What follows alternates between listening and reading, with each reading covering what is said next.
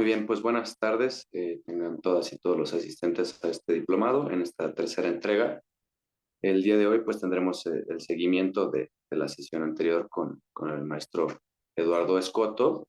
Entonces, bueno, creo que sin más preámbulos podemos iniciar con la sesión. Eduardo, si ya estás listo, podemos iniciar con la sesión del día de hoy. Desde luego, muchas gracias por la eh, asistencia a esta segunda, eh, diríamos, sesión que es en realidad una continuación de lo que estuvimos viendo la clase pasada. Y en ese sentido, pues bueno, me gustaría, como considero casi siempre de utilidad, iniciar haciendo una especie de repaso, preguntando si hay alguna suerte de duda que alguno de ustedes pudiera haber tenido en relación a lo que estuvimos viendo, si hay alguna consulta para que una vez que tengamos bien asentado ese marco de lo que estuvimos viendo la semana pasada, pues podamos empezar el día de hoy con lo que tenemos dispuesto. Si es que no sé si alguien quiere iniciar con alguna de las cuestiones que estuvimos viendo, recordando a manera de repaso esto, si alguien quiere plantear alguna situación, alguna duda, pues bienvenido también. Así que, no sé, les dejo ahí la palabra.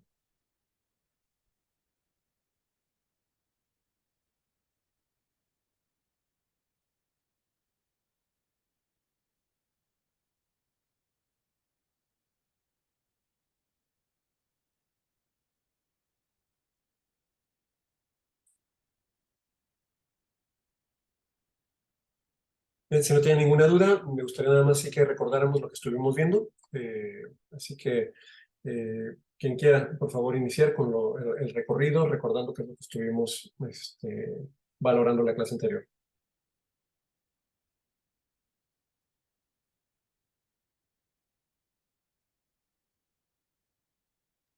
Buenas tardes, ¿sí me escucho?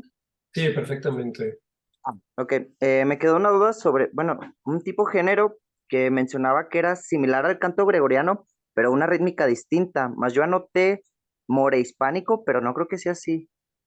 Morehispano o morehispánico, efectivamente, más comúnmente llamado toledano, pero sí, sí es correcto como lo anotaste. Ok, muchísimas gracias. No, de nada. Muy bien, ¿alguien más con alguna idea, alguna duda?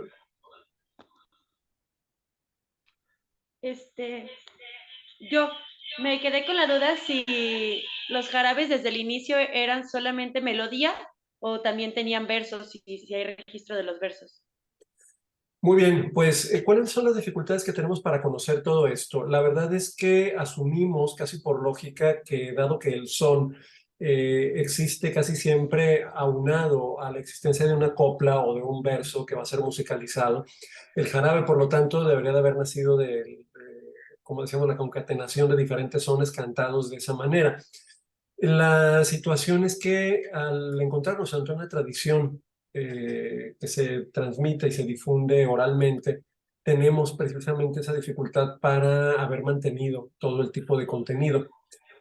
¿Qué tenemos en esa situación? Pues muchas veces lo que nos es legado es lo que algunos músicos anotaron, músicos que tenían o la capacidad o el interés o la formación, porque ciertamente estos músicos de mariachi en ese primer momento, pues no lo hacían, entre otras cosas, porque su repertorio no necesitaba de estar inscrito.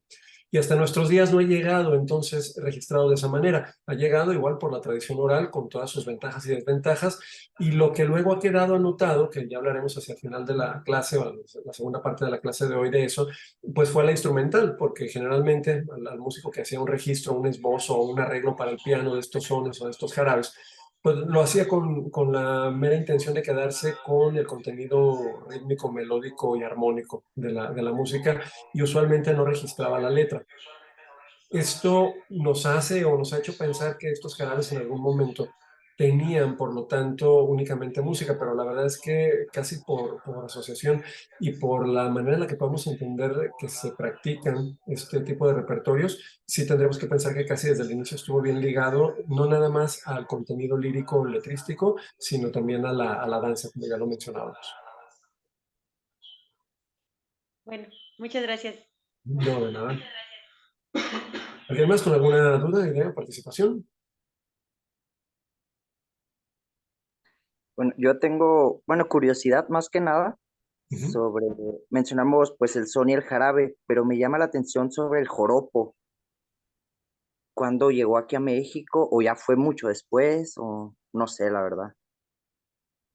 Ok, bueno, el joropo es, iba a decir centroamericano, pero más bien sudamericano, porque ya estamos más del lado de Venezuela y esto.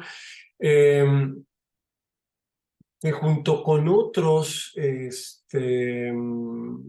diríamos, otros tipos de bailes y de géneros, fueron llegando aquí. La verdad es que tampoco sabría decir porque hay algunos como casos de estos géneros o estilos que luego son reconocidos por su presencia, puede ser en Venezuela, en este caso puede ser en España, que no sabemos bien a bien si empezaron aquí y luego vieron su esplendor allá o viceversa.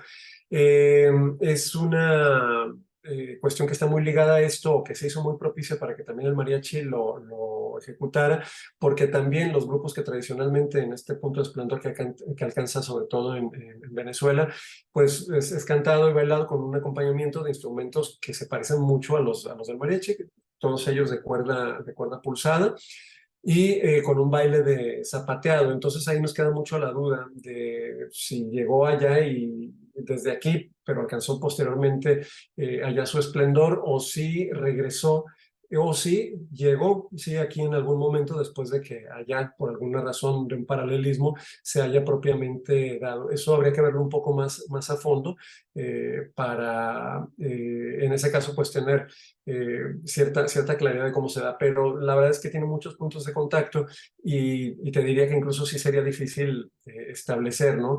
Más allá de alguna presencia netamente comercial derivada desde allá, ver si en algún momento ya hubo las bases para que esto se diera aquí y luego se modificara en algún traspaso. Es un caso interesante ese. Muy bien, gracias. No, de nada. Bien, pues recorriendo un poco la temática de la que estuvimos hablando, eh, claro, empezamos por el folclore, precisamente hispanoamericano, la idea primero obviamente hispana para llegar a la cuestión americana, hablamos un poco de la cuestión del virreinato y a partir de allí ya específicamente cómo se van dando los conceptos de son, de jarabe y también cómo van haciendo este grupo que es el mariachi. Hablábamos de la primera grabación, pusimos un fragmento, esta grabación del cuarteto coculense, hecha en 1905, y justo nos quedamos ahí cuando empiezan a pasar un montón de cosas interesantes, porque este grupo, ya dijimos, vestido, pues como se vestía la gente que trabajaba en las haciendas, ahora hablaremos de todo ello, van a llegar a ser objeto de esa grabación, de esa sesión fotográfica. Y la verdad es que dejaron un antecedente y no decimos que nada más sea por ellos, de alguna forma ya se estaba buscando un tipo de práctica que resultara conveniente para enarbolarse como representativa, para alzarse como una muestra de la música auténtica que habremos podido tener en México y hablar propiamente de algo que no fuera netamente hispano, pero también servía porque en muchos casos ya hemos hablado de cómo la intención tampoco era proponer algo netamente indígena, al menos en esa última parte del siglo XIX. Si es que una tradición que, como también ya lo hemos dicho, es netamente mestiza, por instrumental, por parte técnica, por contenido, por timbre de la voz, por rítmica, donde tenemos los elementos que ya lo hemos visto, tanto meramente nacionales como hispanos e incluso africanos, lo vamos a tener entendido como esa manifestación que justo se vuelve la mezcla perfecta para mostrarse como el símbolo y como la representación de esa mezcolanza, de todo ese crisol del que se está tratando de valer el régimen, en ese caso porfirista, para lograr un concepto de identidad de nación. Por eso es que paulatinamente se fueron haciendo símbolo de lo mexicano, porque no encuentran oposición, de alguna manera engloba todo este concepto musical y así lo vamos a ver también aprovechado ya una vez que termine esta guerra que es la revolución. Pero bueno, en el punto en el que estamos, lo importante es darnos cuenta uno de su carácter mestizo y dos de cómo ese carácter mestizo, más de todo aquello en lo que puede ser aprovechado, es una característica que favorece la difusión y el uso identitario que va a tener esta manifestación.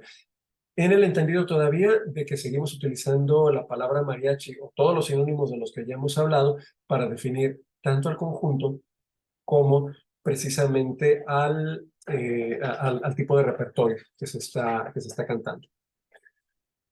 Bueno, siguiendo con esto, el éxito que mencionábamos que tiene la presencia de este ensamble del jarabe, no es nada más por el ensamble en sí, sino por toda la tradición que demuestran. Se empiezan a pedir otros tipos de ensambles similares y muy paulatinamente, hasta antes del estallido de la revolución, vemos que hay una aceptación, sobre todo en la capital del país, pidiendo precisamente la presencia de grupos de este tipo para amenizar recepciones oficiales, presentaciones ante representantes de gobiernos extranjeros. Se les envió en muchos casos a participar como representantes de México en ferias que se hacían en el exterior. Entonces todo eso lo vamos a ir viendo poco a poco, donde va siendo más demandado. Hasta entonces, ¿qué se hacía cuando venía un embajador, un dignatario, un embajador a presentar credenciales, por ejemplo,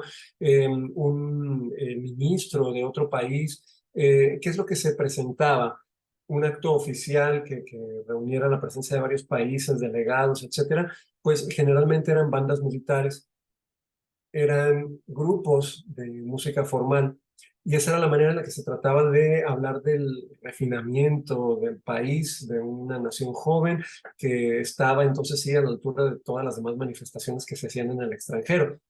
Pero esto empieza a funcionar muy bien además en un punto en el que empieza a haber atención a lo que se conoce como el exotismo, es decir, todas aquellas cuestiones que son lejanas y que hablan de un primitivismo que muestra la enorme distancia que ha recorrido entonces ese país en construcción desde un punto lejanísimo, para lo cual sirven esas manifestaciones así, vistas en los términos de esa época como primitivas, y que hablasen precisamente del recorrido que había tenido lugar en ese país hasta el punto en el que se lograba el gran refinamiento. Es una especie de discurso legitimador que se vuelve muy habitual en casi todos los países en ese periodo de finales del siglo XIX. Pues tenemos entonces que ahí se va afianzando en esos pocos años la presencia de este tipo de grupos. Y bueno, a nivel popular en Occidente, ya para la primera década del siglo XX, ya encontramos que ese grupo llamado cada vez más frecuentemente mariachi va siendo casi imprescindible en eventos sociales, hablando de bodas, bautizos, onomásticos y desde luego cumpleaños. Poco a poco se le va dando esta asignación festiva dentro de lo popular y es el marco primordial de acción que va teniendo precisamente tanto el ensamble como el repertorio.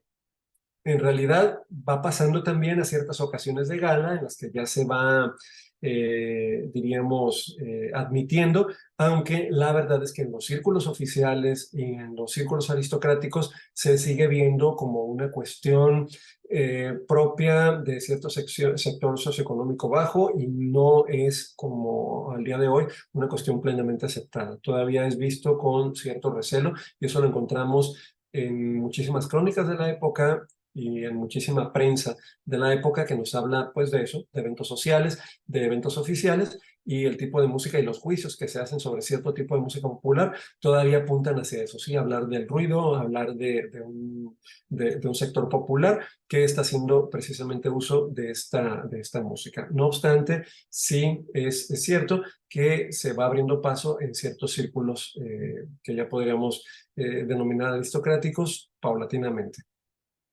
Bien, una presencia que tenían también este tipo de grupos a finales del siglo XIX es en ciertos escenarios que se montaban en las plazas públicas con motivo de las celebraciones cívico-patrióticas de mayor calado, entre las cuales está precisamente como principal la festividad del 16 de septiembre. Pero también van teniendo un uso popular aunado, vinculado a la religiosidad. Esto es muy importante porque dentro del entorno católico, sobre todo, se va permitiendo y se va de alguna manera impulsando por parte de la feligresía la presencia de cantos a veces que dan pie a manifestaciones dancísticas para ser utilizadas sobre todo en las actividades que están fuera del centro de culto. Esto quiere decir que todo lo que tiene que ver con procesiones, todo lo que tiene que ver con actividad dancística realizada en los exteriores de la iglesia, en los atrios principalmente, pues veía de la mejor manera este tipo de repertorios. Allí, en esas ocasiones, se tocaban composiciones especiales que hoy en día todavía conocemos como los llamados minuetes. Son piezas que están precisamente configuradas para tener un uso religioso, paralitúrgico.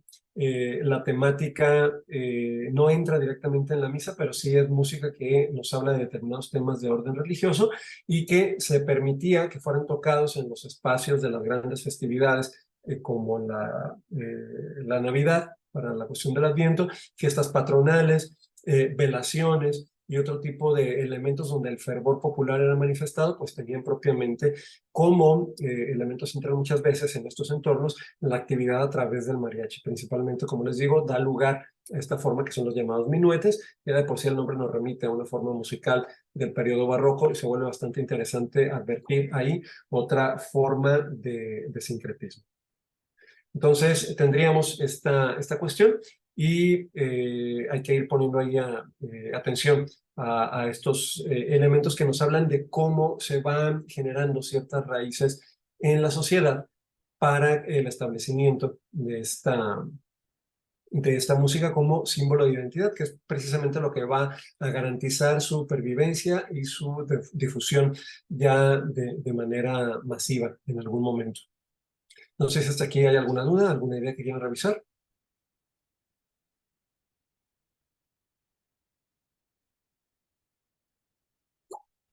Todo bien, gracias. Bien, si no hay nada más que revisar en torno a esto que les he dicho, me gustaría referirme a otro tema que es muy importante, que ya habíamos más o menos adelantado en la clase anterior y que tenía que ver con los modos de difusión. Bueno, ¿cuál sería esta cuestión? Lo primero, hablar de que una de las grandes rutas de difusión, ya lo habíamos hablado, para el mariachi como grupo y para su repertorio, es la difusión que gana a través de la enorme cantidad de rutas comerciales, las llamadas rutas de arrieros, que conectaban Jalisco con todo el país en realidad, pero directamente con el sur de Colima, con el norte de Michoacán, con la región del Bajío, hacia el noreste, con salidas a diferentes partes del país a través del Camino Real de Colima, la llamada Ruta de la Sal, que atravesaba todo el país, y eso permitía que esta música de transmisión oral con instrumentos que podían ser llevados de la misma manera que el resto de la mercancía, podía ser precisamente transmitida. Y estas rutas a veces llegaban a cubrir distancias impensadas y por lo mismo la muestra de ello la tenemos en el tipo de repertorios que pudieron haberse llevado a entornos insospechados. Así, un son, que incluso en su nombre nos muestra cuál es su delimitación geográfica, como el Ahualulco, se conoce plenamente en Veracruz. Otro son, también jalisciense, como es el durazno, hay rasgos de que llegó a conocerse en Nuevo México, en el actual Estados Unidos. Esto tiene que ver, insisto, con la manera en la que esas rutas pues eran operadas por gente que a través de semanas o meses pasaban su vida en los caminos, asegurándose del traslado de estas mercancías y evidentemente pues llevaban consigo también estas prácticas musicales que en algún momento iban a tener contacto con otras partes del país. Esto de las rutas de los arrieros se hacía para conectar ciudades con los puertos primero y con los centros de producción y distribución que eran las haciendas. Y tenemos que hablar también de eso porque es importante dentro del entorno sociocultural de la época en la que nace y se configura precisamente de la manera en la que conocemos actualmente el mariachi.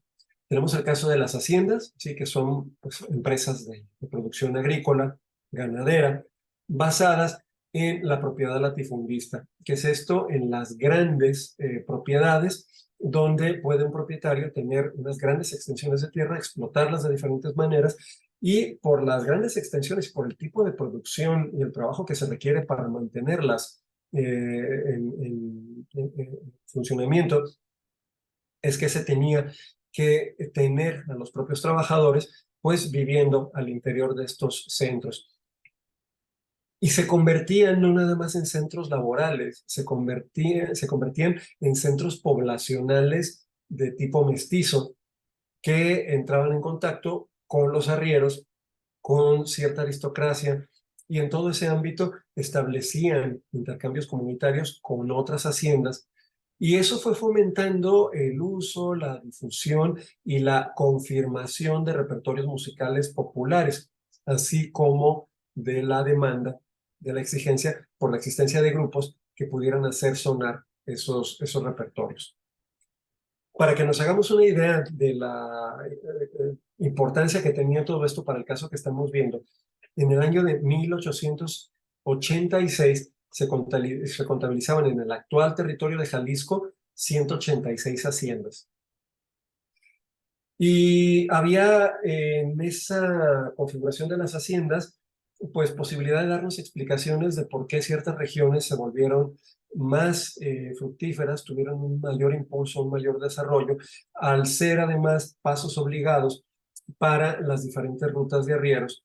Y eso pasaba con lugares como Guadalajara, obviamente, por ser la capital, pero poblaciones también como Cocula, y que con eso no ganaban nada más una gran actividad comercial económica, sino que con eso ganaban también una gran oportunidad de generar intercambios de tipo cultural. Y suelen ser además los centros que más asociamos con las prácticas de tipo musical popular en las que estamos hablando. Bien, entonces esa es la idea que tenemos que tener en cuanto a los caminos de arrieros, en cuanto a las rutas de comercio de esa segunda mitad del siglo XIX, y muy importante también en cuanto a las haciendas como centro de producción y, como dijimos hace un momento, como verdaderos centros poblacionales. No sé si hasta aquí quieran contrastar algo, preguntar algo.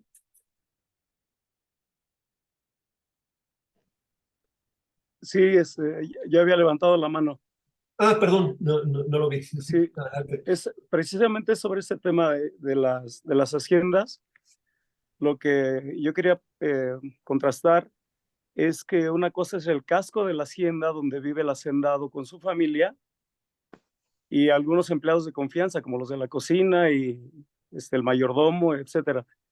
Pero los peones viven, los caporales viven con sus familias en rancherías que están a 1 kilómetro, a 2, a 3, a 5 kilómetros de distancia del casco de la hacienda.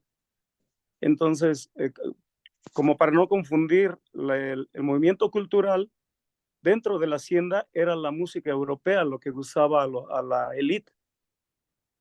Y la música popular, la que se fue haciendo al margen incluso de la iglesia y de la clase alta, que son lo que nos ocupa, la música popular, pues se dio precisamente en las rancherías, donde no querían ni siquiera no molestaba el ruido de esta música que a veces era estruendosa para los oídos castos de la clase alta, este tipo de música.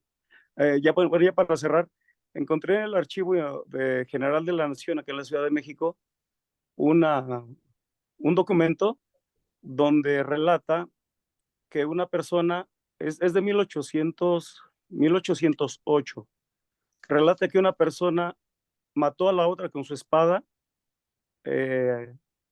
A esta otra la mató porque estaba tocando con la vihuela. Decía y retuvieron la espada y bueno, ahí está el documento. Entonces también eso ejemplifica cómo esta música pues era desdeñada. Gracias. Yo tengo una pregunta también, la había puesto aquí en el chat, si me permiten. No sé si haya algún mapa específico o algo que podamos visualizar en cuestión de cuáles sean las principales rutas que se tienen comerciales para la época, a finales de finales del siglo XIX, principios del XX. Sí, hay varios trabajos que se han hecho, sobre todo en el Colegio de Jalisco. Esto aunado a una pregunta que también habías podido dejar por ahí. Bueno, es en relación a esto, claro. Y que la semana pasada dejaba a alguien también en relación a algún material donde pudieron revisar todo esto. Estoy buscando nada más por ahí, estaba en el sitio de Secretaría de Cultura. Ahorita les voy a dejar el título del libro donde trato cuestiones que tienen que ver con el mariachi y donde incluyo un mapa en el que a través de varias fuentes hago esa reconstitución de dónde estaban ubicadas tanto las haciendas como las rutas y de esa manera también pues darnos una idea de las implicaciones culturales que tendría esto para el caso de la música. Ahorita les dejo el título para que lo puedan por ahí buscar. Si me da tiempo ahorita y encuentro también propiamente el documento, desde luego se los comparto y si no, por lo menos les dejo el título de esto para que lo busquen porque dentro del el sitio, por ahí me parece que era el de fondos editoriales de la Secretaría de Cultura, habrá manera de que lo encuentren, lo descarguen y ahí van a poder encontrar toda la información extra de la que estamos hablando. Gracias. No, al contrario. Muy bien, y en relación al comentario que nos hacía Antonio antes, hay una cuestión muy interesante. Efectivamente, el casco de la hacienda, que es lo que actualmente incluso se ha llegado a preservar, es lo que tiene que ver con este centro, diríamos, central de la actividad administrativa de estos latifundios. Eh, Generalmente asociado, ¿sí?, a la idea de un refinamiento. Y teníamos a estas rancherías, a estas casas, a veces de paja, o también a ciertas casi especie de villas que mandaban algunos de los hacendados construir para la gente, en donde pues tenían esa relación medio a la distancia, ¿no? La cuestión ahí era de trabajo, desde luego, y es verdad que tenían también sus preferencias y sus prácticas independientes, cada uno de ellos. Lo cierto es que se vuelve interesante porque al parecer no fue la norma, pero no faltaron los puntos de contacto donde esta música de salón practicada al interior de las haciendas, pues en algún momento, por esa cercanía que realmente lo era, tuvieron que empezar a verse imbuidas, encontraríamos algunos arreglos que se empiezan a hacer para el piano, de ciertos bailes, de ciertas danzas, de las que tocan los peones, y se tocan, sí, ya muy bien reelaboradas, si queremos, o ya muy, digamos, eh, lavadas y planchadas, ¿sí? Para el piano, para que sí se pudieran disfrutar, de hecho, en este entorno. Entonces, es una cuestión que no faltó y eso también nos enseña mucho porque, sobre todo en la capital del país, no propiamente en el marco de las haciendas, hay una gran actividad editorial musical preocupada porque este tipo de obras para piano, muchas veces popurrís, muy elegantes, pero que estaban basadas en sones o en partes de jarabes, pudieran ser editados y se vendían en la casa Wagner y Levien y otros distribuidores de la época. Adelante. Tengo una duda, hablando sobre el jarabe, justamente con esta evolución que tiene el gusto por el mariachi en la sociedad mexicana. Efectivamente, lo que yo había leído también era que no era una música bien vista, así como dice Antonio, lo que les gustaba principalmente a los que tenían dinero, hacendados y demás, todavía para principios del siglo XX era la música de orquesta, quintetos y demás. Todavía hay algunas notas del periódico del Universal de Guadalajara, de los primeros tenemos relación, 1917, pero que no se nombraba el mariachi prácticamente para nada positivo. Siempre era, mataron a alguien donde estaba el mariachi y hubo una trifulca donde estuvo el mariachi. O sea, nada más serán las notas. Pero hay una relación extraña con el jarabe tapatío, porque ya para principios de 1900 ya hay datos que dicen que las escuelas de Guadalajara y escuelas de renombre tenían dentro de las presentaciones de los alumnos el jarabe tapatío dentro de lo mismo. Haciendo una recopilación y haciendo como un análisis específico, nosotros pensamos que el jarabe no lo tocaban con mariachi, sino lo tocaban con piano, por ejemplo, que de hecho son de las principales recopilaciones que tienen del jarabe desde 1800, que son arreglos para piano, por ejemplo, los que tiene por ahí, no me acuerdo, ahorita recuerdo el nombre. Sí, es de Jesús González Rubio, ese Exacto, exacto. Entonces, ¿por qué se da esta situación extraña entre el gusto del mariachi que no es de la aprobación de la población pudiente, pero sí el gusto por el jarabe tapatío o por el jarabe, bueno, ya sí, ya tapatío en aquel entonces. ¿Hay alguna relación Sí, o desde luego alguna es el afán, explicación? sí, es el afán identitario, desde luego estos jarabes que como decíamos se identificaban entre sí, pues nada más por el lugar en el que se ejecutaban o por el orden que en ciertos entornos se les daba, pues es lo que permitía diferenciarlos a unos de otros, ¿no? Entonces había el jarabe de aquí, el jarabe de allá, y en algún momento se vio, ¿no? Como una situación de orden identitario muy fuerte cuando hace esta transcripción González Rubio, pues sí, lo pone para el piano, eso permite que en estos ámbitos esté difundiéndose. La cuestión de los hacendados es todo un problema porque en cierta medida está mitificado. Desde luego, había hacendados como Martín Gavica, por ejemplo, que era además español, que era cantante de formación clásica, venía a cantar a la catedral cada que podía y tenía obras de caridad. Siempre estaba metido también en la música, pero en un tipo de música muy específico, sí que es esta música vocal.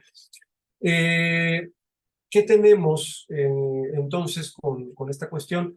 La manera en la que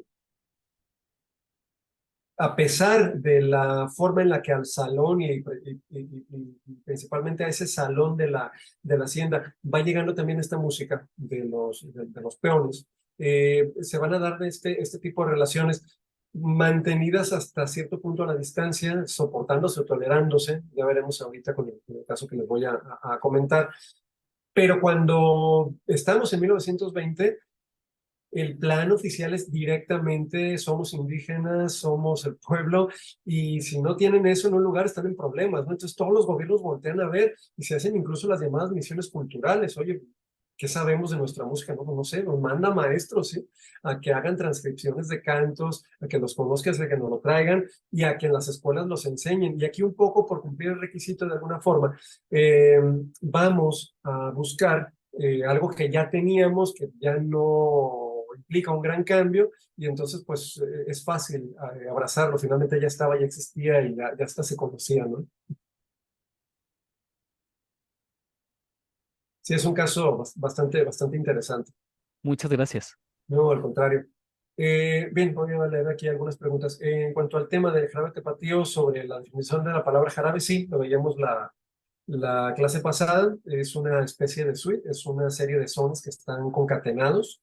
Nos puede recordar a la suite barroca, nos puede recordar o remitir a la idea del popurrí, que es una idea además propiamente del siglo XIX y que consiste en eso, en enarbolar, en encadenar una serie de piezas sin un orden específico, pero con la idea de que precisamente esa flexibilidad le haga mucho más eficiente su vinculación a diferentes entornos performativos, que pueda ser utilizado de la mejor manera en tal o cual ocasión. Muy bien, bueno, tenemos estas cuestiones entonces, sí, y me parece interesante que ya vayamos notando cuáles son estas posibilidades de encontrar cómo hay divergencias, ¿no? Entre lo que se prefiere y lo que a final de cuentas termina pasando. Bueno, tenemos haciendas, tenemos caminos de arrieros, y lo que vamos a tener es que la verdadera expansión quizá que va teniendo el mariachi la podemos ir midiendo en la forma en la que empieza a haber algunos cambios. Cuando en alguna práctica musical empieza a haber ajustes y que son ajustes realmente importantes, yo creo que nos debe de despertar la sospecha de que está teniendo un grado de aceptación tal que esa práctica ya no puede ser la misma que era cuando pertenecía únicamente, por más establecida y estable que estuviera, a un núcleo poblacional pequeño, condensado y bien delimitado. Esos cambios, esos ajustes siempre nos hablan de una serie de contactos externos a los marcos iniciales en los cuales se estaba dando precisamente la manifestación de esta música. Bueno, ¿cuáles son los primeros cambios que existen? Además son muy reveladores. Uno de los primeros es la sustitución del arpa, que no sucedió en todos los entornos, en todos los mariachis, pero casi en la mayoría. Podríamos pensar que se va dando este hecho de dejar el arpa en lugar de eso, pues empiezan a utilizar instrumentos más portátiles y esa es la realidad, ¿sí? Utilizar el guitarrón, ¿sí?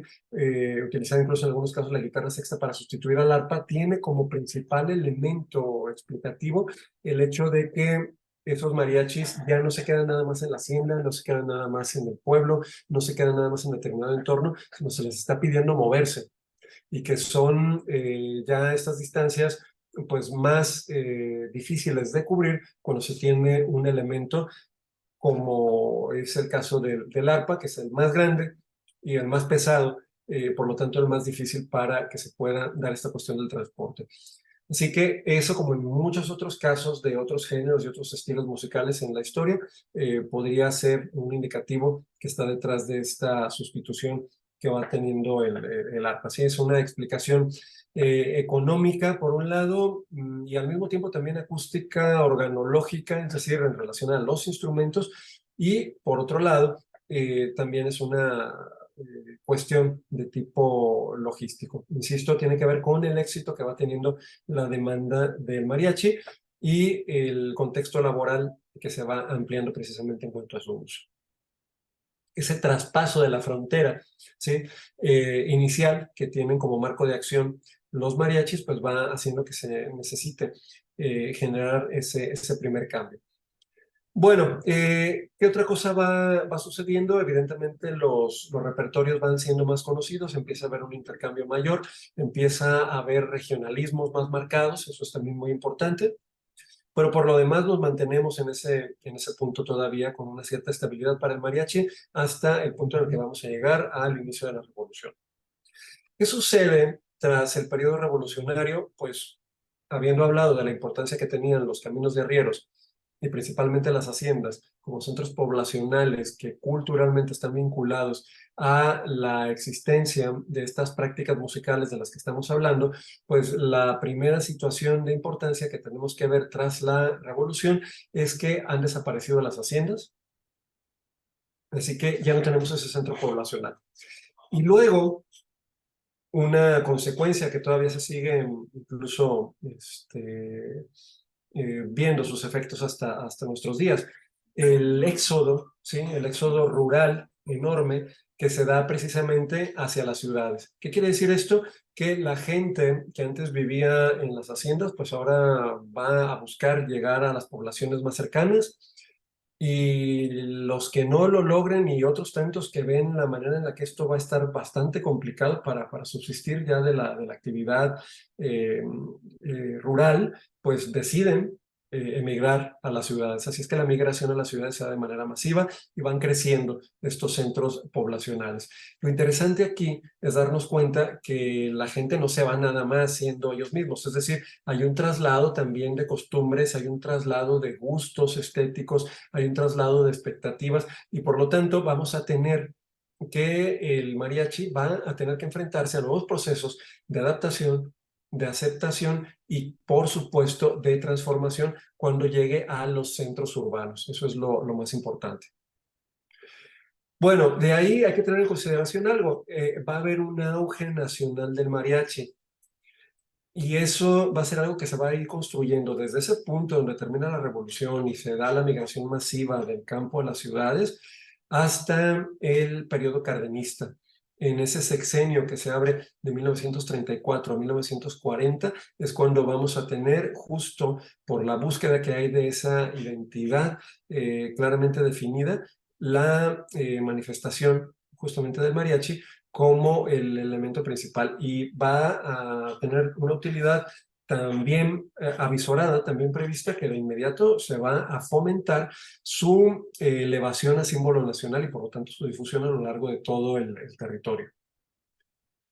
Esto no fue ninguna imposición para muchos, ni ninguna sorpresa, porque esa migración masiva que hubo hacia las ciudades, y principalmente a la Ciudad de México, hizo que tanto los grupos como los repertorios asociados al mariachi fueran ya plenamente conocidos por la manera en la que estuvieron siendo con cada vez más frecuencia presentes en la Ciudad de México.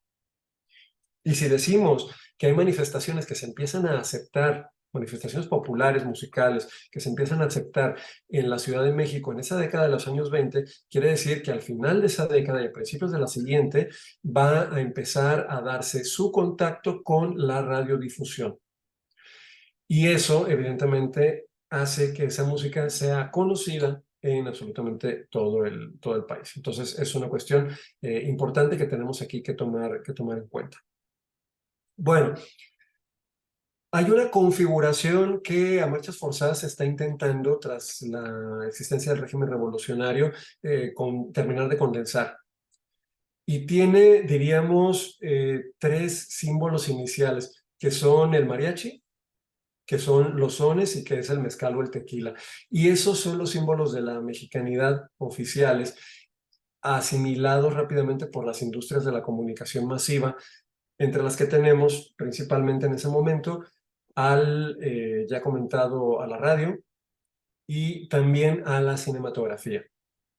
Para esas dos, y después para la industria fonográfica, se va a volver un producto de gran éxito, pero ese producto va a depender de la manera en la que se sepa precisamente mantener su aceptación. Tenemos, por lo tanto, una serie de modificaciones que se le tiene que hacer. Hay que dar identidad a los grupos mestizos, es lo que dice la oficialidad. El indigenismo ciertamente era excluyente. Eso no le importa tanto a la oficialidad, a quien le importa es precisamente a los medios masivos de difusión, porque no están haciendo una serie de exploraciones o de puestas en el mercado de ciertas manifestaciones musicales, interesados en tener como mercado meta nada más a elementos bien segmentados de la población. Y si queremos pasar del indigenismo al siguiente punto de amplitud, pues el primero que nos debería de preocupar es propiamente lo que tenga que ver con los entornos mestizos o reconocidos como mestizos. Así que hay que hacerle ciertas modificaciones simbólicas al mariachi, sobre todo cuando va a ponerse en contacto con la cinematografía, conforme nos vamos acercando a la década de los años 40. ¿Qué vamos a encontrar ahí? Modificaciones al vestuario, modificaciones musicales. Las modificaciones al vestuario lo sabemos todos. Ya no se viste ningún mariachi como peón de hacienda. Ya lo vemos desde el caso de agrupaciones como la de Cirilo Marmolejo, precisamente, ya vestidos con el traje de charro, con el sombrero que reconocemos, con el atavío, con los adornos que ya vemos que tienen cierto elemento de gala.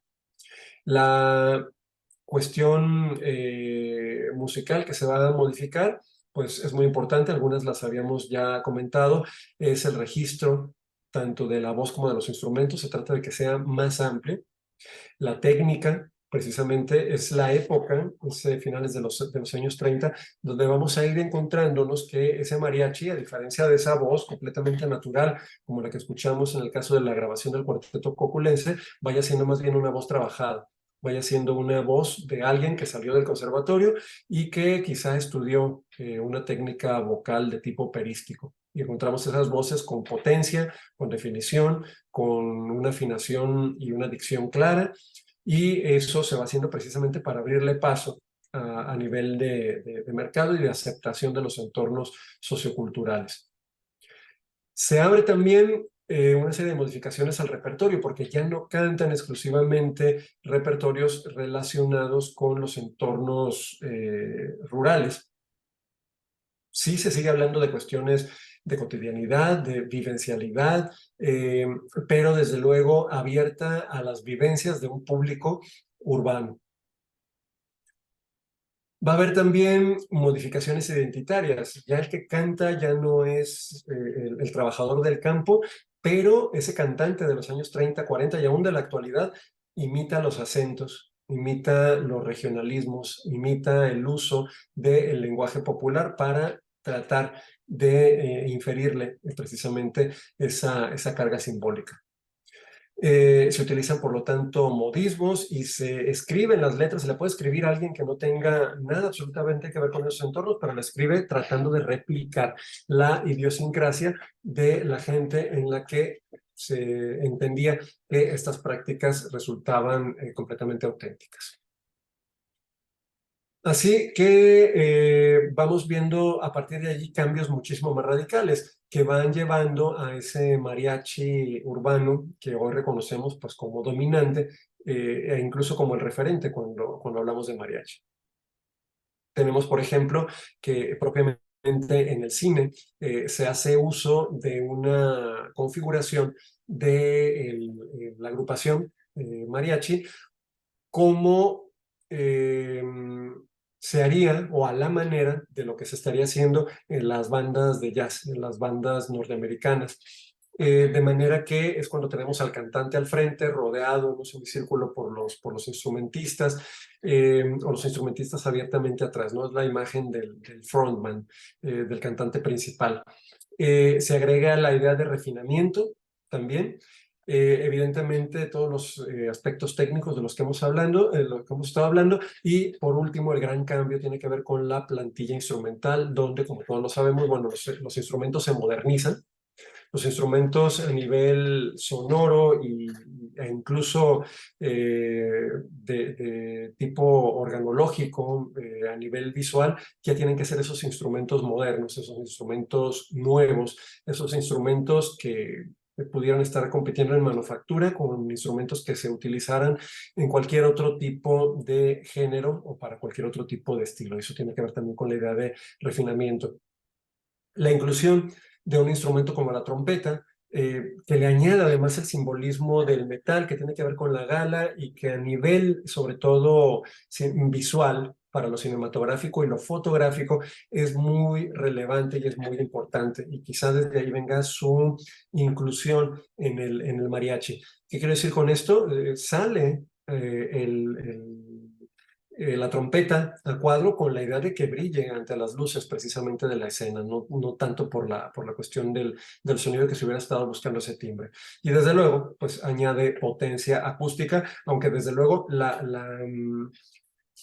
diríamos, elección no viene por ahí, no es una cuestión meramente musical, porque es muy evidente la manera en la que se desbalancea la orquestación del ensamble con la presencia de los metales. Lo podemos ver en cualquier ensamble donde haya dos trompetas o hay que meter más violines, el cantante ya necesita un micrófono, entonces, insisto, el balance acústico, organológico, orquestal se va a ver trastocado. Y eso nos habla también de cómo esa inclusión de la trompeta, a pesar de ese desbalance orquestal que producen, pues sí siguen siendo preferidas por la manera en la que visualmente hacen una aportación a esa idea del refinamiento y de la gala que se le va otorgando ya conforme nos vamos acercando hacia la mitad del siglo XX al ensamble, hasta el grado de que ya tenemos en esa década de 1960 y desde finales de 1950 el concepto de orquesta mariachi. Entonces, tenemos ostentación, tenemos propiamente en esa década también de los años 60 la inclusión de la mujer, pero eso requiere una serie de ajustes todavía más fuertes. La mujer va a entrar como cantante primero, pero tiene que entrar con ciertos caracteres simbólicos adecuados o modificados desde la masculinidad. Y tenemos los repertorios, incluso se mantiene cantando diríamos, la letra desde lo masculino, ¿sí? No modifican la letra, a pesar de que sea una cantante mujer, la impostación de la voz y cómo se prefieren ciertas voces con registros graves para que se sienta precisamente esa potencia y que no pierda, ¿sí? Diríamos que no se vuelva delicada la enunciación porque se vuelve entonces demasiado contrastante para lo que está proponiendo el género. Y cuando volvemos a revisar ya esos símbolos en la década de los años 50, 60, pues ese mariachi, esos sones, ese tequila como símbolos identitarios de mexicanidad ya han dado lugar también a ese machismo, a esa hombría o valentía, y llega a ser un choque muy fuerte con la inclusión de la mujer. Y es un camino ahí de 20, 30 años hasta que ya en los años 80 pues empezamos a ver los mariachis femeninos, pero es todo una serie de cuestiones de orden sígnico y de ajustes que tienen mucho que ver también con ciertas necesidades y proyectos planteados desde los medios de comunicación más que desde los entornos en donde las prácticas se están llevando a cabo. Ya casi llegando hasta nuestros días, pues lo que no ha parado es la manera, a veces más o menos forzada, de conectar al mariachi a un pasado necesario para legitimarlo. A veces completamente negado, a veces inexistente, pero tratando de vincularlo, precisamente esa idea de un pasado nacional en el cual tendría sus bases y a partir del cual no remite a la posibilidad de entenderlo como un símbolo identitario. En muchos casos ha llegado a lo que los antropólogos nos dicen, constituir artificialmente una memoria colectiva para cubrir esa necesidad identitaria. En cualquier caso, tenemos el día de hoy bien reconocidos 3 tipos de mariachi. Podríamos hablar del mariachi rural o tradicional, que sería este mariachi del que estuvimos hablando desde la clase pasada en la primera parte de la sesión de hoy. Tenemos como resultado de la migración hacia las ciudades, ya lo dijimos, un mariachi urbano que deriva y que por lo tanto lo tendríamos que ver como uno mismo en un mariachi comercial, ¿sí? Sería un mariachi urbano o comercial. Y en tercer lugar tendríamos un mariachi popular, ¿sí? Que utiliza elementos tradicionales, que es usado por la industria de la grabación, pero que trata de mantener al menos el vínculo con los repertorios hacia lo rural o tradicional. Así es que tendríamos esos 3 elementos que nos darían idea clara de cuáles son los caminos que de momento ha tomado el mariachi a través del desarrollo que ha tenido desde ese punto de mediados del siglo XIX, donde empezamos a revisarlo, ya netamente identificado hasta nuestros días. Que ese sería el recorrido, ¿no? que podremos proponer. No sé si sobre esto hay alguna duda, quieren hacer un comentario.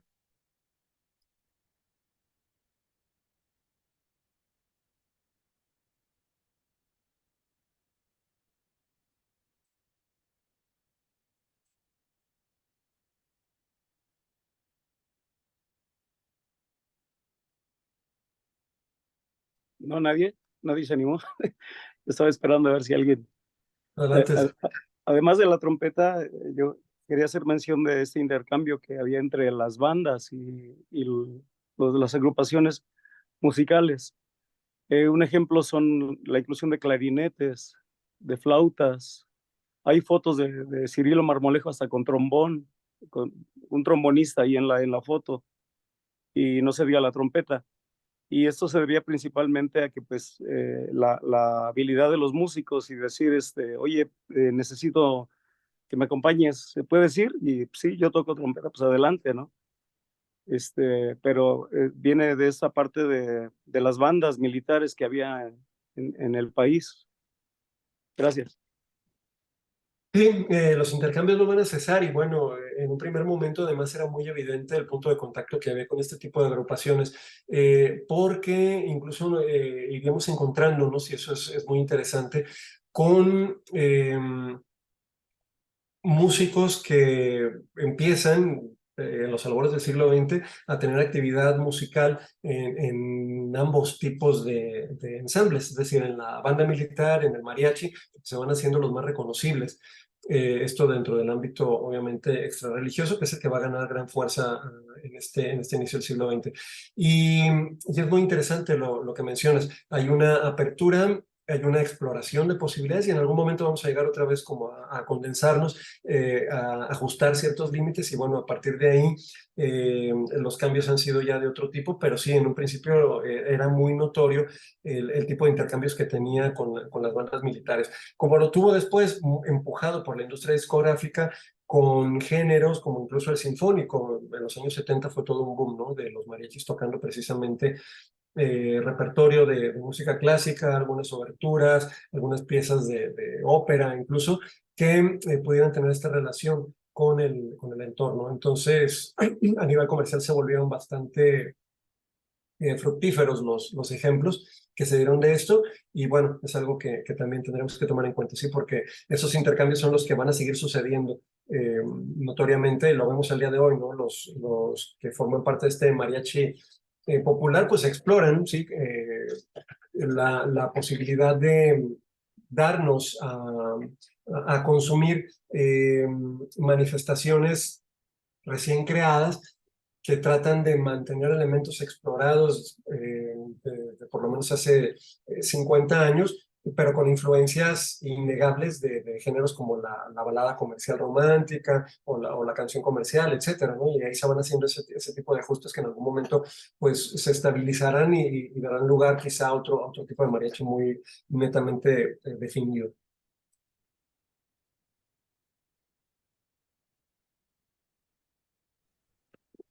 Muy cierto.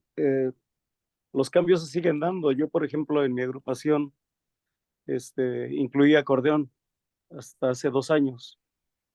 Pero cuando yo me puse a revisar la historia, hay grabaciones de mariachi donde ya hay acordeón desde los años 50. Entonces, esos cambios se han seguido dando. Y bueno, yo precisamente tuve que revisar para tener un argumento, no solamente musical, de decir, bueno, el repertorio actual tiene mucho acordeón, sino ver también desde dónde se empezaron a dar estos cambios. Y como bien dices, son forzados por la industria musical, sí, pero son parte ya de la historia y quizá vendrán más. Entonces, pues hay que mantenerse abiertos ahí, no tan... Al principio yo sí era muy cerrado, pero pues finalmente estamos en un mercado musical y Sí, de acuerdo a como nosotros queramos movernos en ese mercado, pues también tenemos que ver hacia dónde queremos tener una inclusividad de sí, instrumentos. mercado e incluso tradición, sí, porque incluso la tradición que digamos, se considera como algo más auténtico, del mercado recelamos, ¿no? Y sí, como que tratamos de defenderlos, pero la propia tradición también está en constante cambio, conforme cambian también los entornos y desde luego la flexibilidad que va demandando, pues se va haciendo en algunos casos imprevista, ¿no? Para lo que se consideraba en un primer momento, efectivamente. Muy bien, Hitze, perdón, levantaste la mano.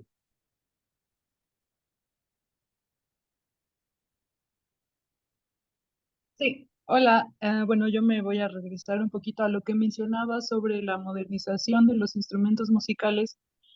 Quería saber si hay como, pues registros, si hubo como centros donde, o lugares donde se generaron como esos cambios, o los lugares donde se construían como esos instrumentos, si hay como lugares principales, o cada región o cada grupo hizo como la función de músico laudero, o si hay algo por ahí. Bien, también es un tema complicado porque la verdad es que estos instrumentos, hay dos tipos claros de manufactura, evidentemente la refinada, diríamos, donde tenían acceso a este tipo de instrumentos que a lo mejor habían pertenecido o habían llegado a sus entornos para otro tipo de prácticas asociadas con la música formal, y también la de los lauderos netamente tradicionales, ¿no? Desde luego hay un gran punto intermedio. En un extremo de lo netamente tradicional pues tendríamos, por ejemplo, el caso Wixárika, ¿no? Donde está este violín completamente tradicional, hecho por lauderos locales, si queremos verlo así, tosco en cuanto a que no se parece, ¿sí? Al violín refinado, laqueado y todo lo demás, pero que nace así en ese entorno. Y eso es un poco la manera que tenemos que pensar que en esos entornos rurales se estaba dando a nivel de las prácticas de ese momento.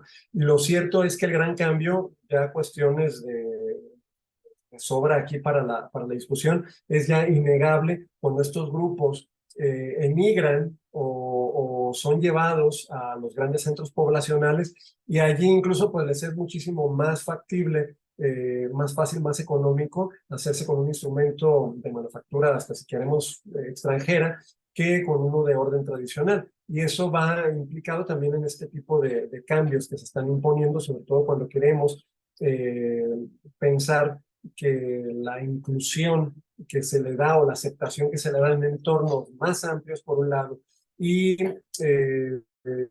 empujados o soportados por los medios de comunicación, pues van a exigir precisamente ese grado de refinamiento. Ya no se les puede aceptar con el instrumento tradicional, que tendrá un valor patrimonial enorme, pero lo que se quiere ver es el instrumento que brille, que se vea bonito, que se vea nuevo, y que desde ahí se empiece precisamente a dar este tipo de asignaciones sísmicas al instrumento. Entonces, de alguna manera, quizá uno de los primeros puntos también de afectación que va teniendo en cuanto a su valoración de tradición y de patrimonialidad de este tipo de ensambles, pues será la relación que tuvo con la laudería tradicional, que evidentemente pues tuvo que quedar de lado muy pronto. vemos esa preocupación por rescatar el uso del instrumento tradicional de la laudería regional, mucho en este tipo de mariachi del que acabamos de hablar, que sería el mariachi rural o tradicional.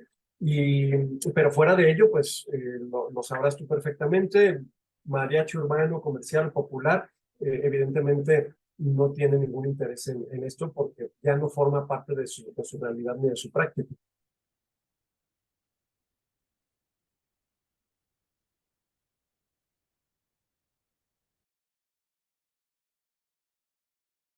Muy bien, me parece que había levantado alguien más, Fernando.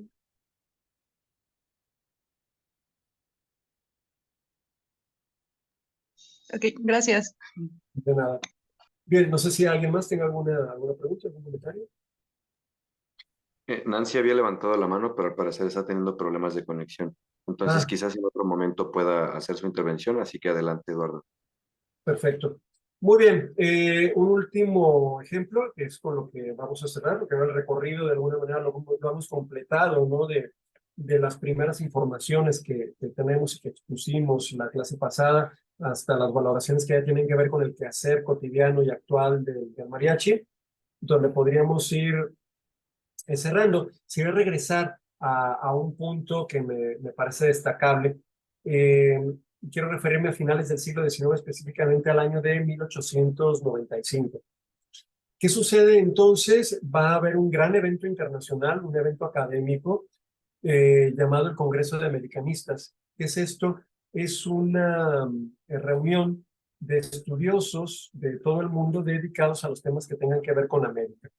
Todo lo que tiene que ver con folclore, prehistoria, tradiciones, etcétera, eh, relacionadas con América, van a ser estudiadas ya para ese entonces por especialistas de todas partes del mundo. Este encuentro, este congreso que hacían estos estudiosos sobre temas americanos, se llevaba a cabo en diferentes ciudades de Europa hasta que en la última reunión que hubo, que me parece que fue en 1892, se tomó la decisión de que la siguiente edición programada para 1895 tendría que tener ya por fin lugar, por primera vez, en territorio americano. Y se propuso precisamente que fuera en la Ciudad de México. Bueno, los preparativos es que la verdad se empezaron a hacer con muchísima premura. Si esto se realizó en octubre, noviembre de 1895, los preparativos empezaron a hacerse en el mes de febrero. Y esto hoy en día sería ya todo un problema, cuando la comunicación dependía de las cartas, del telégrafo y de los trenes, pues nos podemos imaginar lo complicado que era pretender hacer un congreso internacional en tan poco tiempo.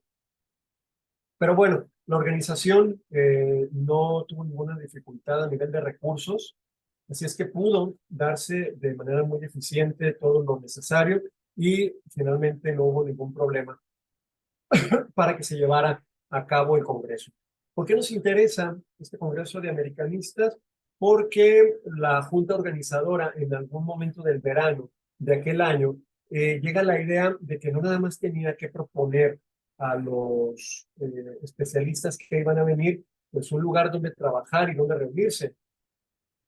Les interesa mostrarles estas cosas que eran propias de aquí. Por fin venían a América, entonces había que mostrarles lo que teníamos aquí.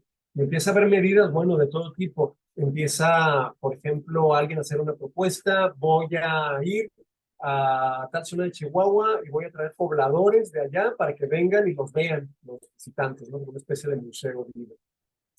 Y otra de las ideas que se empiezan a barajear y que tienen éxito y aceptación es la de por qué no hacer una recopilación de cantos populares de cada uno de los estados. Y ahí se mandan cartas a todos los gobernadores, pidiéndoles que soliciten a músicos de renombre de sus localidades que hagan transcripciones para el piano de la música, decían, auténtica, indígena, para que la pudiera escuchar al piano en el Congreso toda esta serie de asistentes. La idea era buena, desde luego, pero hay una serie de dificultades, empezando por el hecho de que efectivamente si hoy en día es un problema, en ese tiempo estaba totalmente abandonada la idea del vínculo con la tradición. Y ya sabemos las asignaciones que a nivel de juicio se estaban haciendo sobre los sones, sobre los jarabes y sobre cualquier otro tipo de manifestación popular. Entonces, ¿qué sucede con esto? De las 30 cartas que se envían para tener repertorio, únicamente responden 3 estados. Uno de ellos es Jalisco.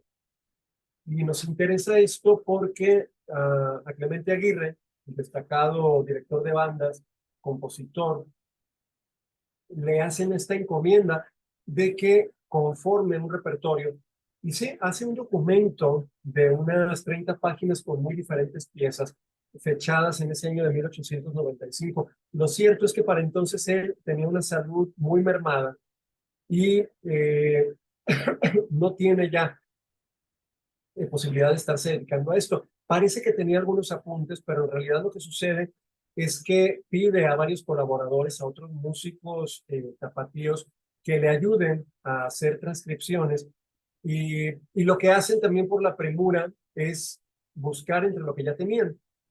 Y desde luego hay una labor importante donde amigos, alumnos, exalumnos de Aguirre le envían estas pequeñas piezas, se hace un arreglo para que tengan más o menos toda la misma extensión, se copian y se mandan. Y ese fue el cuaderno de sones y jarabes propios de Jalisco, así lo titularon, que fue presentado en este entorno como les digo, del Congreso de Americanistas.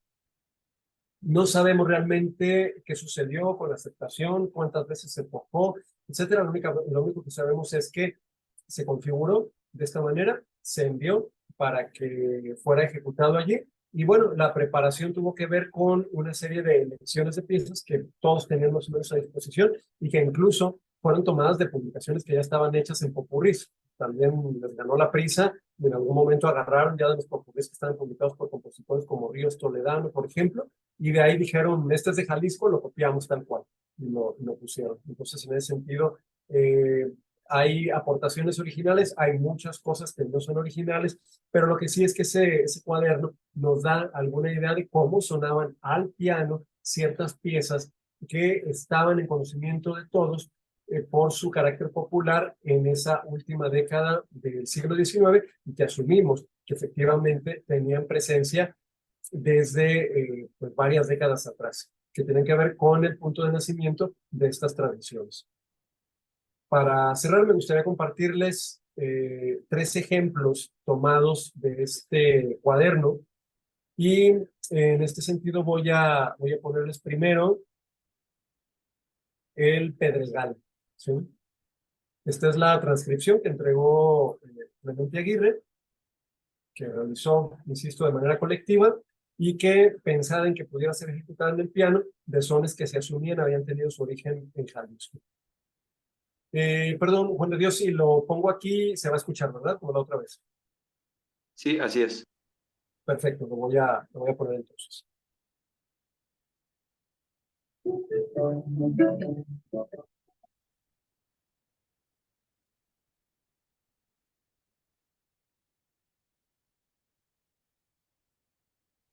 Perdón, Eduardo, se escuchó al principio, pero ahora ya no se escucha. Qué raro, otro programa. O también aquí el ruido de la lluvia, bueno.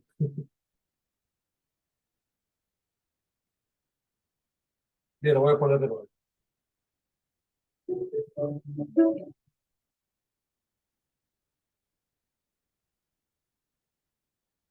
Otra vez pasó lo mismo. Se escucharon las primeras notas y se dejó de escuchar. No sé si te lo puedo pasar, a ver si tenemos un suerte. Todavía no hubo problema y pensé que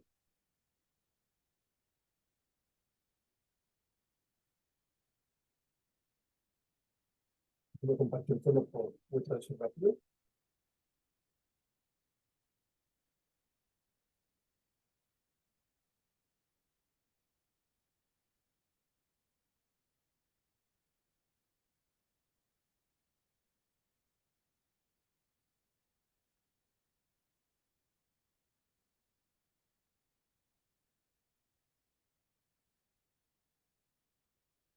Perdón, Eduardo, ¿por dónde lo compartiste? Te lo voy a mandar como un enlace de WeTransfer para que lo descargues. Ok, muy bien. Ajá. Ya va al 70%.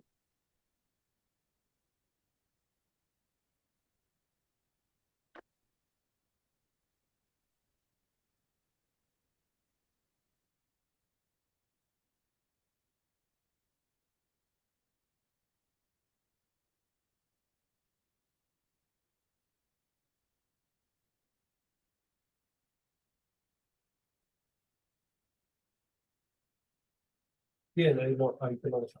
Muchas gracias. Listo, ya lo tengo. Dame un segundo. Muchas gracias.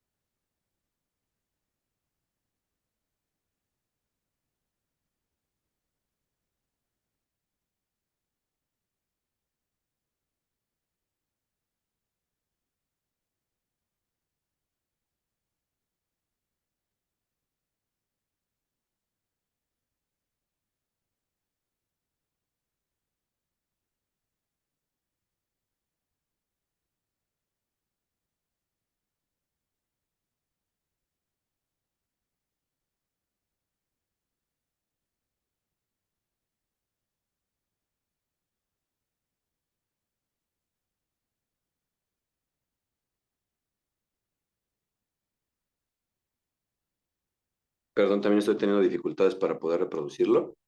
Si quieres seguir adelante, Eduardo, y ahorita en un momento intento nuevamente ponerlo. Muy bien. Bueno, ¿qué tenemos con esto? A final de cuentas, nos vamos dando una idea, ahora que escuchamos estos ejemplos, de cómo se fue dando paulatinamente la conformación de ese repertorio que conocemos como tradicional, donde necesitamos cierto tipo de rítmica, cierto tipo de manejo de la melodía, cierto uso de esta armonía elemental para quedarnos con la idea de si esto es mexicano, si esto es una nacional, y cómo los elementos de los que hablamos tienen precisamente su origen en este tipo de prácticas que se empezaban a voltear a ver en la manera en la que sirvieran precisamente como una base o como un fundamento claro para poder ser aprovechadas desde tratamientos más relacionados que otra cosa con la música formal.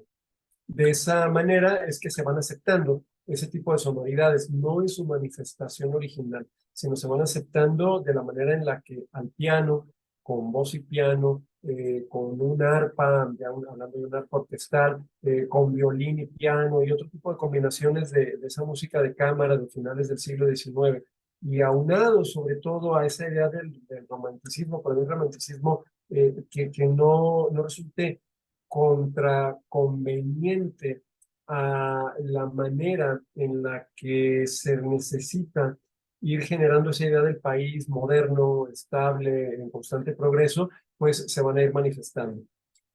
Esa sonoridad que adquieren, por ejemplo, al piano, en estos ejemplos, las piezas que están tomadas de los entornos netamente rurales, de la hacienda, del peón, de la celebración en la plaza, de la celebración colectiva, de los desmanes de los que nuestros compañeros han estado hablando, que han encontrado en estas fuentes, pasa a tomar un cariz relacionado con la elegancia, con la autenticidad, con lo auténticamente nacional, cuando son combinados de esa manera. Refuerzan la idea o el concepto que de todo esto surge en relación a un mestizaje convenientemente bien representado, y de esa manera pues no tiene mayor problema para, con una flexibilidad cambiante de acuerdo a las épocas, entregarse como uno de los tantos elementos que definen a México entre sus propios integrantes, dentro de sus propios, diríamos, participantes, todo lo que es el interior, como también hacia el exterior. Y en el momento en el que se necesite que sea más refinado, pues se mantendrá. Y en el momento en el que se necesite que sea más ligado a esa bravía, a esa capacidad de respuesta, esa idea de lo bronco, pues también se hace. Y es muy interesante ver cómo se mantiene ese juego, porque tiene de alguna manera una especie de balance del cual dispone. Entonces, eso es una situación en la que tenemos que fijarnos para entender cómo este tipo de repertorios pasados a la música de cámara pues nos van dando ese tipo de posibilidades. No sé si tengan algún comentario, alguna idea, alguna pregunta.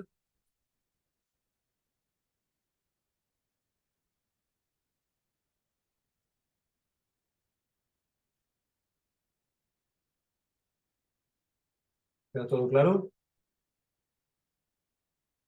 Nancy. Hola, yo tenía una pregunta hace ratito, pero me desconectó el Zoom, entonces. Usted mencionó el término de orquesta mariachi. ¿A qué se refiere exactamente o qué se menciona como orquesta mariachi? Bien, algunos autores utilizan este concepto para referirse a ese mariachi de grandes dimensiones. Estamos hablando que en ese momento de configuración, a finales del 19, principios del 20, tenemos al mariachi como un cuarteto o un conjunto de 5 o 6 instrumentos, cuando mucho. La orquesta mariachi ya la tenemos que entender tomando elementos de configuración de otros ensambles de orden popular comercial que están manifestándose en ese momento. Y eh, lo primero que vamos a notar es un crecimiento en la cantidad de instrumentos. ¿Sí? Es primero que nada un cambio de tipo de diseño orquestal a nivel cuantitativo. Entonces necesitamos, lo primero, ya lo dijimos, competir, ¿sí? Con la sonoridad de las trompetas. Entonces hay que incluir más violines y más vihuelas y guitarras, guitarrones. Empieza aquello a crecer y tiene que ganar, ¿sí? Digamos, una dimensión tal que pueda entonces sostener la inclusión de estos instrumentos que de otra manera provocarían un completo desbalance. Esto hace también que si es un solo cantante, que es lo que sucede la mayoría de las veces, vayamos a encontrar la necesidad de amplificar la voz. Y bueno, ya desde ahí vienen cosas que se empiezan a parecer más a lo que sucede, por ejemplo, con las Big Band en Estados Unidos, que con lo que tenía que ver con esta tradición. Entonces, por eso el término de mariachi orquesta. Ah, de acuerdo, muchas gracias. Bien. Entonces, también este término tiene que ver con el cambio en su función social y en su repertorio que incluía esta orquesta mariachi, como se le menciona. Efectivamente, los cambios siempre los vamos a encontrar a nivel orquestal organológico, a nivel técnico y a nivel temático. Muy bien, muchas gracias. De nada. No sé si tengan alguna otra pregunta. Yo soy Israel. ¿Cuáles fueron los otros dos estados, además de Jalisco, que enviaron sus piezas musicales, además del Pedregal? ¿Qué otras piezas conformaron este catálogo? Bien. ¿Qué otros estados respondieron? Ya dijimos que Jalisco, lo hizo también Michoacán y lo hizo el Estado de México. En las piezas que tenemos en ese catálogo de Aguirre, para el caso de Jalisco, además del Pedregal, vienen otros títulos como el Pitallero, el Riflero, el Quelele, el Matacán, la Sonaja, el Apache. Viene un jarabe transcrito, que no es el jarabe tapatío, vienen algunos sones que dice son de la zona de Cihuatlán. Y bueno, tantos otros, son alrededor de 50 piezas las que vienen ahí incluidas. Muy bien, Eduardo, creo que ya voy a intentar tratar de reproducir el audio a ver si funciona. Excelente, adelante.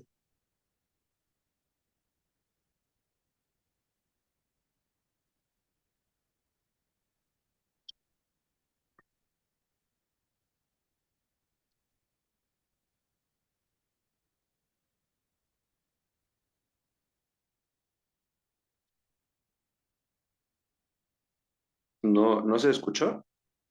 No, Uf. A ver, un segundo. Sí.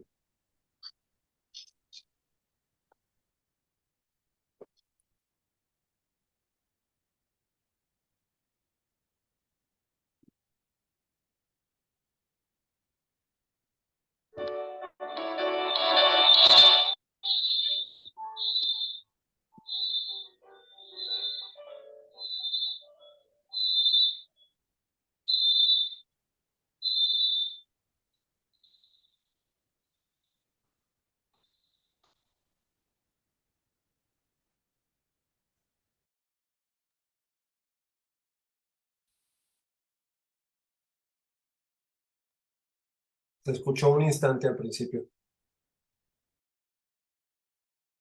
¿Ahora no se escucha? No. Un segundo. Baja todo tu volumen ahí, por favor.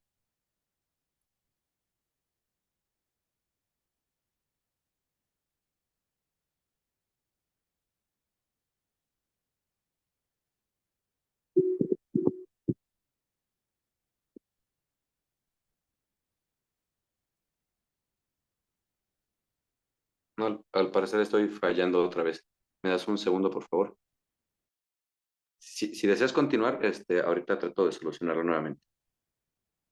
Ah, muy bien. Ya nada más faltaría esta exposición.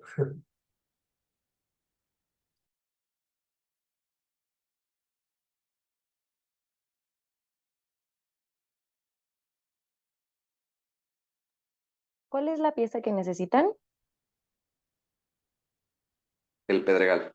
Pedregal. A ver, déjenme ver si me dejan.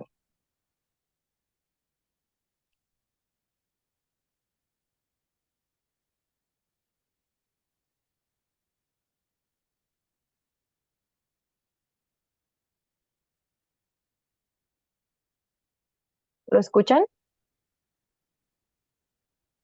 Yo no. No. Igual puedo compartir el link de WeTransfer para que lo puedan checar posteriormente quien lo desee. Yo creo que también puede ser esa la solución. Sí, yo creo que sería esto. Lo que voy a hacer de todas maneras es también anotarles el nombre de los dos libros donde podrán encontrar. Esto se los voy a anotar ahora mismo en el chat. Dame un segundo, por favor.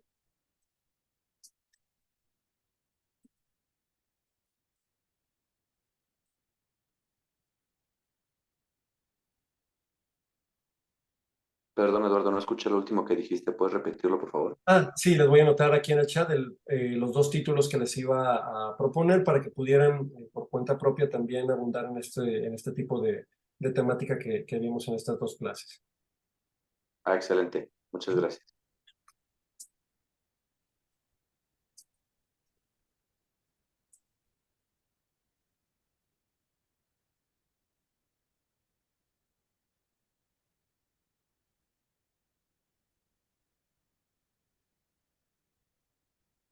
Bien, son esos dos. Uno es de mi autoría, El ideal de una música genuina, que habla precisamente sobre esta colección. Viene alguna transcripción de la misma y bueno, ahí van a poder escuchar esta música. Lo demás es Jarabe Antiguo, Mariachi Son, del doctor Arturo Chamorro Escalante. Y son pues dos materiales donde se tocan a mayor profundidad varios de los temas que hemos estado viendo en estas dos sesiones y que bueno, espero que nos hagan factible tener esta comprensión que estamos buscando, pues de lo que es esa práctica que ya nace netamente en el entorno posterior a la caída del virreinato de la Nueva España, pero que tiene obviamente en él sus raíces y mucho más atrás porque el componente europeo claramente, ya lo vimos, es origen de un marco multicultural que se termina por estabilizar en el siglo XVI, en el siglo XV, llega aquí en el siglo XVI, y todo este tipo de elementos pues son los que inician el camino para que tengamos las manifestaciones que pudiésemos considerar como propias a través de ese mestizaje a nivel de repertorio, de agrupación y después de un uso simbólico muy concreto, como ya vimos, para que en el caso del siglo XX se transforme de la manera en la que lo conocemos hoy en día y como hemos dicho, se siga transformando de manera inevitable. En lo sucesivo, de acuerdo también las condiciones del entorno, lo vayan haciendo. Esa sería la propuesta. Esto espero que a todos les dé ideas claras de no nada más pues lo que es el mariachi, sino de cómo se va conformando la idea de esta música nacional, de la identidad mexicana a través de la música, y que, bueno, les despierte también el interés de por su cuenta ir abundando en estos temas, de los cuales afortunadamente tenemos mucho que aprender y hay mucho que se ha estado proponiendo. Así que muchas gracias. Ya pude, parece que ya voy a poder reproducirlo. ¿Quieren que lo ponga? Sí, sí, sí, por favor. A ver. ¿Listo?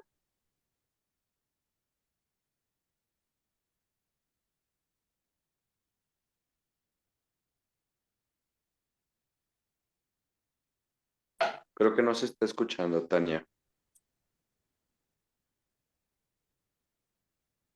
Porque le puse reproducir pantalla y en teoría mi pantalla está con ustedes, ¿no?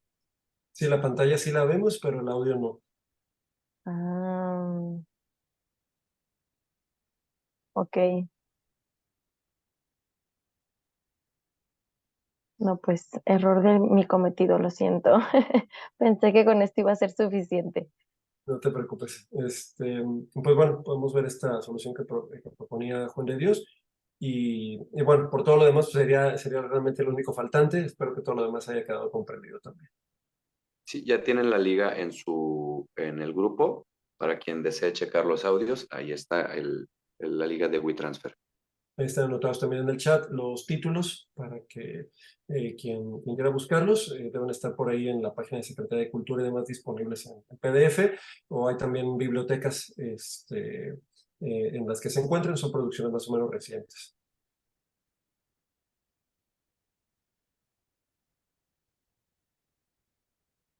Muy bien, pues no me resta más que darles las gracias a todos. Espero que haya sido de provecho y pues bueno, que sigan aprovechando este diplomado, que considero que es un esfuerzo bastante loable, que era muy necesario, y pues bueno, me da mucho gusto que estén con ese interés actuando aquí. Así que muchísimas gracias. Muchas gracias a ti, Eduardo. Muy enriquecedora tu participación. Agradezco mucho pues todo lo que nos has brindado de apoyo y de información. Espero, bueno, más bien creo que hago extensiva este agradecimiento a nombre de todos los participantes de este diplomado. Y bueno, pues muchas gracias. Terminaremos la sesión del día de hoy y seguiremos en contacto. Muchas gracias, gracias a todos ahí también los que me han dejado el comentario. Muchas gracias por la invitación nuevamente, Juan de Dios. Y pues bueno, éxito con el resto de su diplomado. Nos encontramos por ahí después, pronto.